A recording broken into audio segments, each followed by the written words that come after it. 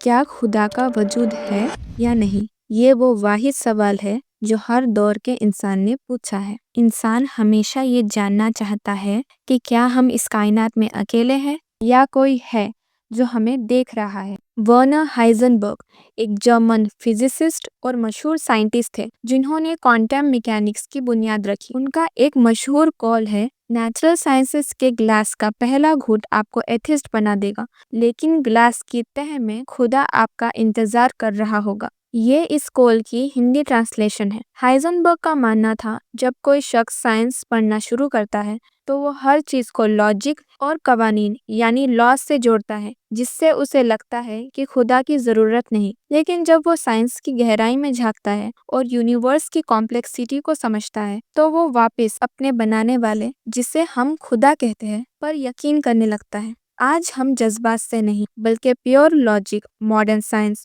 और एविडेंसेस के जरिए हाइजेनबर्ग की इस बात को टेस्ट करेंगे। आज हम 3 ऐसे साइंटिफिक डिस्कवरीज देखेंगे जिन्होंने साइंटिस्ट को भी सोचने पर मजबूर कर दिया कि इस यूनिवर्स के पीछे एक सुप्रीम माइंड जरूर है।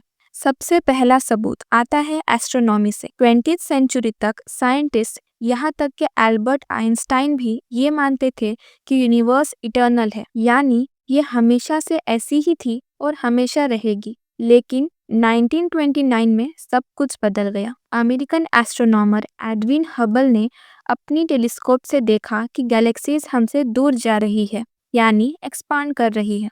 अगर हम वक्त को पीछे ले जाए, रिवाइंड करें, तो ये सारी गैलेक्सीज एक दूसरे के करीब आती जाएंगी और आखिर में सब कुछ एक सिंगल पॉइंट पर खत्म होगा। मतलब ये कि यूनिवर्स एक शुरुआत थी। साइंस इसे बिग बैंग कहती है। यह एक सिंपल लॉजिक है। हर वो चीज जिसकी शुरुआत होती है उसका कोई कॉज यानी बनाने वाला जरूर होता है। ये साइंस का एक बेसिक लॉ है। कायनात की शुरुआत हुई तो इसका मतलब है कि कायनात का कोई बनाने वाला जरूर होगा। अब सवाल ये है कि वो बनाने वाला कैसा है? क्या ये यूनिवर्स धमाके से इत्तफाकन बन गई? यहाँ आता है हमारा दूसरा सबूत।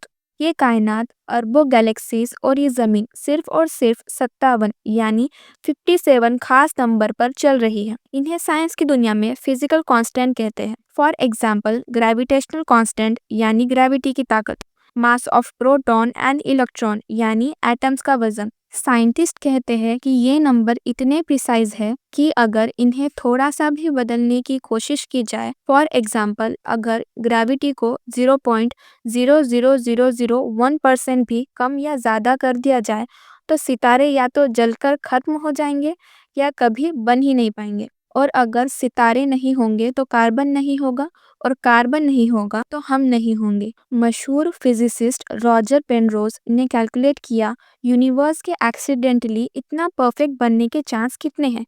जवाब था 10 की पावर 123 में से सिर्फ एक चांस। यह नंबर इतना बड़ा है कि हम सोच भी नहीं सकते। स्टीफन हॉकिंग ने भी कहा था, यूनिवर्स का एक्सपांशन रेट अगर 1 सेकंड के बाद थोड़ा सा भी अलग होता तो यूनिवर्स दोबारा सिकुड़ जाती। ये परफेक्ट बैलेंस और फाइन ट्यूनिंग साफ कह रही है कि ये कोई इत्तेफाक नहीं, बल्कि किसी ने बहुत सोच समझकर इन नंबर को सेट किया है। अब प्रूफ नंबर 3। सिर्फ यूनिवर्स में ही नहीं, अगर हम खुद अपने अंदर झांकें तो वहाँ भी एक क्रिएटर होने के सबूत मिल जाते हैं। 1953 में जेम्स वॉटसन और फ्रांसिस क्रिक ने एक डिस्कवरी की जिसे हम डीएनए कहते हैं। आसान लफ्जों में समझें तो ये आपके बॉडी का इंफॉर्मेशन कोड है, बिल्कुल वैसे ही जैसे आपके मोबाइल का सॉफ्टवेयर या कंप्यूटर का कोड होता है। आपके बालों का रंग, आपकी हाइट, आपकी आंखें, सब कुछ डीएनए में लिखा हुआ है। बिल गेट्स ने कहा था, डीएनए एक कंप्यूटर प्रोग्राम जैसा है, लेकिन आज तक के बनाए गए किसी भी सॉफ्टवेयर से कहीं ज़्यादा एडवांस है। अब सोचिए, जब आप कंप्यूटर पर कोई कोड लिखा हुआ देखते हैं तो आपको पता होता है कि इसे किसी प्रोग्रामर ने लिखा है। कोड कभी हवा से अपने आप नहीं बनता। तो फिर डीएनए का ये कोड कहाँ से आया? दुनिया के मशहूर तरीन एथिस्ट फिलोसोफर एंथनी फ्लू, जिन्होंने 50 साल तक खुदा होने का इनकार किया, उन्होंने 2004 में माना कि गॉड मौजूद है। उन्होंने कहा कि डीएनए की कॉम्प्लेक्सिटी देखकर मुझे मानना पड़ा कि इसके पीछे एक सुप्रीम इंटेलिजेंस है। अब सोचिए कि अगर आप कोई रेगिस्तान में जा रहे हो और वहां आपको एक चमकती हुई घड़ी दिखे, तो क्या आप ये मानेंगे कि ये मिट्टी और पत्थरों के टकराने से खुद ब खुद बन गई? नहीं ना, आप फौरन सोचेंगे कि इसे किसी ने बनाया है। लेकिन जब हम इतनी बड़ी कायनात यानी यूनिवर्स को देखते हैं तो लोग कहते हैं कि ये इत्तेफाक है। आगे हम आपके सामने 3 लॉजिकल पॉइंट से साबित करेंगे कि क्रिएटर का होना कंपलसरी क्यों है। साइंस का सबसे बुनियादी यानी बेसिक लॉ है कॉज एंड इफेक्ट। हर असर यानी इफेक्ट के पीछे एक वजह यानी कॉज होती है। अगर कायनात एक इफेक्ट यानी असर है तो इसका कोई बनाने वाला होना चाहिए। अब सवाल ये है, क्या कायनात खुद को बना सकती थी? तो चलिए समझते हैं। कायनात के बनने से पहले कायनात जीरो थी। एक चीज जो पहले से ही मौजूद ही नहीं है, वो खुद को कैसे पैदा कर सकती है? मतलब non existence can not create existence. इसीलिए एक खुदा का होना लाजमी है, जो यूनिवर्स का हिस्सा ना हो, जो उसे बाहर से शुरू करे। अब भी कुछ लोग कहेंगे, फिर खुदा को किसने बनाया? चलिए एक एग्जाम्पल से समझते हैं। इमेजिन करें एक स्नाइपर है जिसे गोली चलानी है, लेकिन वो अपने सीनियर से इजाज़त मांगता है। सीनियर अपने सीनियर से और वो अपने सीनियर से। अगर ये सिलसिला इन्फिनिटी तक चलता रहे और कोई आखिरी सीनियर ना हो जो इजाज़त दे, तो क्या गोली कभी चलेगी? कभी नहीं। गोली तभी चलेगी जब कोई ऐसा सीनियर हो जिसे किसी से इजाज़त लेने की ज़रूरत ना हो। बिल्कुल इसी तरह कायनात तभी वजूद में आ सकती थी जब कोई ऐसी हस्ती हो जिसे किसी ने ना बनाया हो, मतलब जो हमेशा से था और हमेशा रहेगा। अगर खुदा को किसी ने बनाया होता तो ये सिलसिला कभी शुरू ही ना होता। हमने देखा कि साइंस और लॉजिक खुदा की तरफ इशारा करते हैं, लेकिन फिर भी दुनिया में बहुत से लोग इस हकीकत से इनकार करते हैं। आखिर ऐसा क्यों है? क्या उनके पास कोई बेहतर लॉजिक है या बात कुछ और है?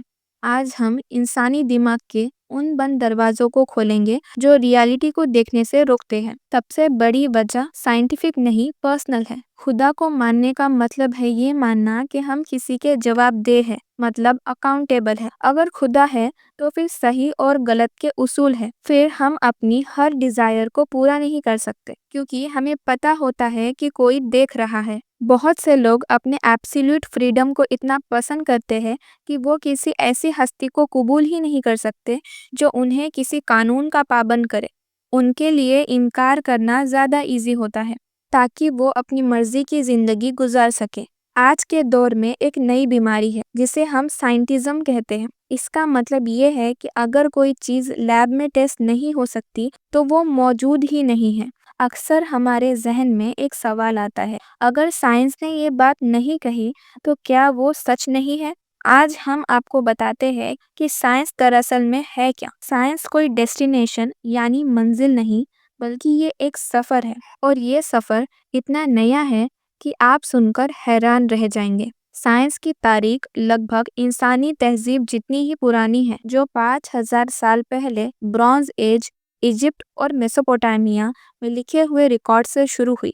लेकिन ये शुरुआत में जियोमेट्री और एस्ट्रोनॉमी की शक्ल में थी, मगर 16th और 17th सेंचुरी के साइंटिफिक रिवॉल्यूशन ने इसे मॉडर्न शक्ल दी। मॉडर्न साइंस की तारीख 400 से 500 साल पुरानी है, जिसका आगाज 16th और 17th सेंचुरी के साइंटिफिक रिवॉल्यूशन से हुआ। इस दौर में कोपरनिकस, गैलीलियो और न्यूटन जैसे साइंसदानों ने एक्सपेरिमेंट और लॉजिक की बुनियाद पर पुराने नज़रियात को बदल दिया। आज हम जिस साइंस को पढ़ते हैं वो इसी दौर में बनाए गए साइंटिफिक मेथड्स और लॉस का नतीजा है। मोरक्को में मिलने वाले इंसानी ढांचे यानी फॉसिल्स कार्बन डेटिंग के मुताबिक 3 लाख साल पुराने हैं। नेचर जर्नल 2017 की रिपोर्ट के मुताबिक ये होमो सेपियंस के सबसे पुराने मिलने वाले निशानात हैं, जबकि मॉडर्न साइंस सिर्फ 400 से 500 साल पुरानी है। अगर अभी तक की इंसानी तारीख को 24 घंटों का एक दिन मान लिया जाए तो मॉडर्न साइंस सिर्फ आखिरी मिनटों में आई है। इंसान ने अपनी ज़िंदगी का 99% हिस्सा बगैर मॉडर्न साइंस के गुजारा है, जबकि अगर हम कायनात की 14 बिलियन साल की उम्र को एक 24 घंटे की घड़ी में बदल दें तो साइंस की उम्र उस घड़ी में सिर्फ 1 सेकेंड के कुछ हिस्से के बराबर है। क्या आपको लगता है कि सिर्फ 400 से 500 साल की मालूमात से हम 14 बिलियन साल पुराने राज 100% सही समझ सकते हैं? बिल्कुल नहीं। साइंस अभी बस इनिशियल स्टेज में है। साइंस की सबसे बड़ी खूबी और खामी ये है कि ये सेल्फ करेक्टिंग है। मतलब ये अपनी ही पुरानी बातों को गलत कहकर नई बात करती है। फॉर एग्जाम्पल, कई सदियों तक इंसानियत का ये नज़रिया रहा कि ज़मीन यानी अर्थ यूनिवर्स का सेंटर है। ये बात सिर्फ अंदाज़ा नहीं थी, बल्कि उस वक्त के साइंस और ऑब्जर्वेशन इसे सही मानती थी। फिर 1543 में निकोलस कॉपरनिकस ने अपनी रिसर्च पेश की और बताया कि सूरज सेंटर है और अर्थ उसके गिर्द घूमती है। इस चेंज ने साबित किया कि जो चीज़ हमें सदियों से हकीकत लग रही थी वो दरअसल एक गलतफहमी थी। और फिर साइंस ने अपनी सदियों पुरानी टेक्स्ट बुक को नए ऑब्जर्वेशन के लिए चेंज कर दिया। एग्जाम्पल नंबर 2, अब बात करते हैं ईथर थ्योरी की। 19वीं सेंचुरी तक दुनिया के सबसे बड़े साइंटिस्ट का ये मानना था कि स्पेस खाली नहीं है, बल्कि वहाँ ल्यूमिनिफेरस ईथर नाम का एक इनविजिबल मटेरियल मौजूद है जो रोशनी को सफ़र करने में मदद करता है, या कह सकते हैं कि मीडियम बनता है। लेकिन 1887 में माइकलसन मोरली एक्सपेरिमेंट ने साबित किया कि ईथर का कोई वजूद ही नहीं है। फिर 1905 में आइंस्टाइन ने अपनी थ्योरी से इस कॉन्सेप्ट को हमेशा के लिए ख़त्म कर दिया। एक ऐसी चीज़ जिसे साइंस फैक्ट मानती थी, एक ही एक्सपेरिमेंट ने उसे चेंज कर दिया। और अब एक और एग्जाम्पल, हॉरिजन प्रॉब्लम। ये आज की मॉडर्न कॉस्मोलॉजी का सबसे बड़ा सवाल है, जो अभी तक पूरी तरह हल नहीं हुआ। प्रॉब्लम ये है कि यूनिवर्स जिसे हम कायनात कहते हैं, इसके दूर दराज हिस्से जो एक दूसरे से बिलियन लाइट ईयर्स दूर है, इनका टेम्परेचर और डेंसिटी बिल्कुल एक जैसी है। जबकि फिजिक्स के लॉज कहते हैं कि दो जगहों का टेम्परेचर तब तक एक जैसा नहीं हो सकता जब तक उनके दरमियान एनर्जी का एक्सचेंज यानी तबादला ना हो।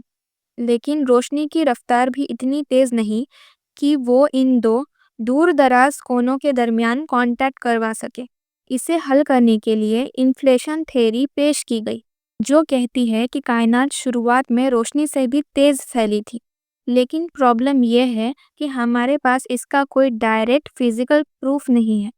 साइंस यहाँ आकर रुक जाती है, क्योंकि हमारे लॉज यहाँ फेल हो जाते हैं। इन एग्जाम्पल से ये जाहिर होता है कि ये साइंस कोई आखिरी सच नहीं, बल्कि ये ऑब्जर्वेशन का एक सिलसिला है जो वक्त के साथ बदलता रहता है। मॉडर्न साइंस और टेक्नोलॉजी हमारी ज़िंदगी का बहुत इम्पोर्टेंट एस्पेक्ट है, बल्कि मैंने ये वीडियो भी साइंस और टेक्नोलॉजी के हेल्प से ही बनाई है। लेकिन लोग भूल जाते हैं, साइंस सिर्फ फिजिकल दुनिया को मेजर कर सकती है। फॉर एग्जाम्पल, साइंस ये बता सकती है कि सैडनेस में दिमाग में कौन से केमिकल्स रिलीज होते हैं, लेकिन वो सैडनेस के एहसास को मेजर नहीं कर सकती। लोग इस गलतफहमी का शिकार है कि अगर साइंस खुदा को टेलीस्कोप में नहीं देख सकती, तो खुदा नहीं है। हालांकि साइंस खुद खुदा के बनाए हुए यूनिवर्स को स्टडी कर रही है। खुदा को ना मानने की एक बहुत बड़ी साइकोलॉजिकल वजह दुख है। लोग सवाल करते हैं, अगर खुदा है तो दुनिया में इतनी तकलीफ, इतने छोटे बच्चों पर जुल्म और इतनी भूख क्यों है? इस दर्द की वजह से वो खुदा से नाराज हो जाते हैं और गुस्से में कह देते हैं कि कोई खुदा नहीं है। लेकिन ये रिस्पॉन्स उनके बुरे एक्सपीरियंसेस और पास्ट ट्रॉमा का नतीजा है। ये इमोशनल रिस्पॉन्स है, लॉजिकल नहीं। किसी पेंटिंग में काला रंग देखकर आप ये नहीं कह सकते कि पेंटर नहीं है। वो काला रंग उस पूरी पिक्चर का एक हिस्सा है, जिसे हम पूरा नहीं देख पा रहे। तकलीफ इंसान के इम्तिहान और उसकी फ्री विल का नतीजा है, खुदा के ना होने का सबूत नहीं। खुदा का वजूद इतना वाज़ेह है जैसे दिन में सूरज, लेकिन सूरज को देखने के लिए आंखें खोलना ज़रूरी है। क्या आप चाहते हैं कि मैं द प्रॉब्लम ऑफ ईविल यानी दुनिया में बुराई क्यों है, या फिर truth about religion and God पर एक डिटेल्ड वीडियो बनाऊं? तो कमेंट सेक्शन में नेक्स्ट टॉपिक कमेंट करिए कि किस टॉपिक पर आप वीडियो देखना चाहेंगे। और अगर आपको ये वीडियो पसंद आई तो ऐसे ही प्रूफ और फैक्ट ड्रिवन वीडियो देखने के लिए इस चैनल को सब्सक्राइब करें।